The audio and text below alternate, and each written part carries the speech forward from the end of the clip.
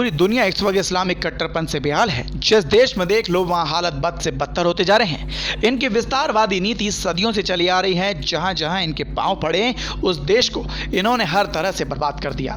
फिर चाहे उसमें आप पाकिस्तान को या फिर सीरिया को ले ले या फिर उन तमाम देशों को ले ले जहां पर आज इस्लामिक राज है, सिवाय सऊदी अरब के।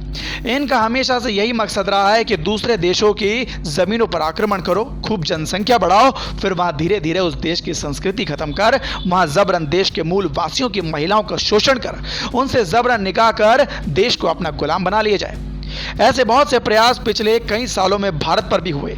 जब मुगलों ने यहां राज किया तो यहां जबरन लोगों ने धर्म बदलवाए, और सिर्फ तब नहीं, भारत और पाकिस्तान बंटवारे के वक्त कश्मीर से कश्मीरी पंडितों को भगाते वक्त वहां पर बहुत बड़े पैमाने पर नरसंहार किया गया और हिंदू महिलाओं का बलात्कार कर उन्हें वहीं रोक लिया गया। इनकी इसी घिनौनी नीति का आज एक जीता जागता उदाहरण उत्तर प्रदेश के कानपुर से सामने आया है, जिसमें मंदिरों पर कब्जा करने का हैरत अंगेज और इनकी हकीकत को बयां करता हुआ एक मामला सामने आया है।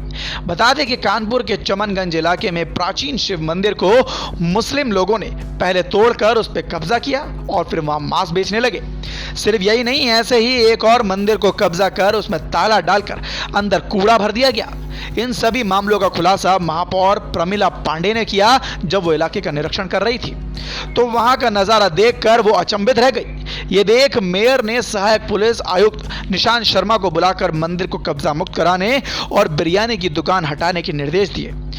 आपको बता दें कि चमनगंज मुस्लिम बहुल इलाका है, इसलिए वहां इस घटिया हरकत का विरोध करने में हर किसी को डर लग रहा था। लेकिन इस तरह से जबरन कब्जा कर मंदिर तोड़ने का ये कोई पहला मामला नहीं है। ये तो मुगलों काल से चला आ रहा है। जिस तरह से राम मंदिर को तोड़कर वहां विवादित बाबरी मस्जिद बनाई गई और पूरे भारतवर्ष में भारत की संस्कृतियों को खत्म करते हुए ऐसे बहुत से अमानवीय वारदातों को अंजाम दिया गया था। लेकिन अब वक्त बदल चुका है। अब इन कट्टरपंथियों का असली चेहरा सबके सामने आ गया है।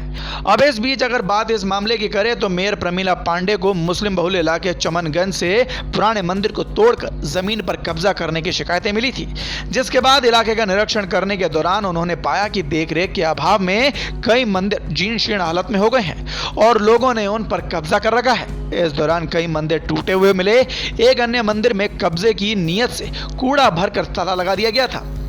मेयर ने स्थानीय लोगों से जब ताला खोलने के लिए कहा तो लोग आगे नहीं आए। इसके बाद मेयर ने खुद ही आगे बढ़कर मंदिर का ताला तोड़ दिया। मेयर को कई मंदिरों में ऐसे ही मिले जिनको जानबूझकर ध्वस्त किया गया था। मंदिर का मलबा ही मात्र बचा था। स्थानीय लोग मंदिरों पर कब्जा कर जमीनों का इस्तेमाल कर रहे थे और वहां पर मांस मच्छियां बेच रहे थे।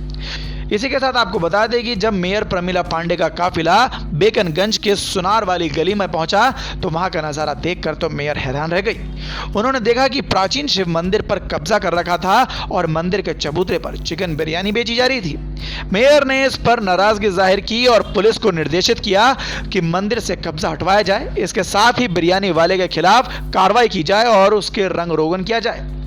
डीसीपी संजीव त्यागी के मुताबिक बजरिया थाना में धार्मिक भावनाएं भड़काने और पवित्र स्थल को नुकसान पहुंचाने की धाराओं में आरोपी मोहम्मद सिराज, मोहम्मद नूर आलम और मोहम्मद फरीद के खिलाफ मुकदमा दर्ज कर लिया गया है।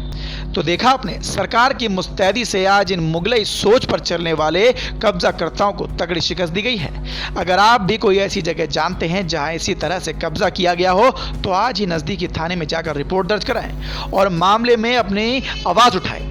इस खबर पर अपनी राय हमें कमेंट बॉक्स में जरूर बताइएगा। वीके न्यूज से अभिराज की रिपोर्ट। धन्यवाद।